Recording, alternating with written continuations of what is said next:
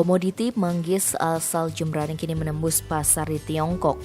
Tak tanggung-tanggung, dalam kurun waktu sebulan, 71 ton manggis Jembrana diekspor ke Cina.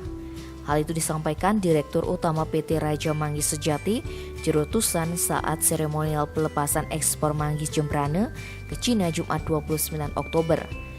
Pihaknya menyebut keberhasilan menjadikan komoditi buah manggis Jembrana menembus pasar dunia berkat sinergi yang terjalin antara pihak swasta, kelompok petani dan pemerintah daerah khususnya Bupati dan Wakil Bupati Jembrana. Tusan memaparkan meski di tengah pandemi COVID-19, pihaknya tetap optimis perekonomian di Jembrana tumbuh dengan baik, khususnya sektor pertanian. Bahkan di desa Pos Santan, Tegal Cangking, dan Brambang terjadi perputaran uang ke petani manggis mencapai 2 miliar rupiah. Sementara itu Bupati Jembrana Inengah Tambo yang melepas langsung pengiriman manggis Jembrana ke Cina mengaku sangat berbahagia atas capaian para petani manggis di Jembrana. Tambo berpesan kepada para petani untuk mulai menanam bibit pohon manggis yang baru, sehingga jumlah ekspor bisa ditingkatkan lagi, termasuk merebut potensi pasar selain Cina.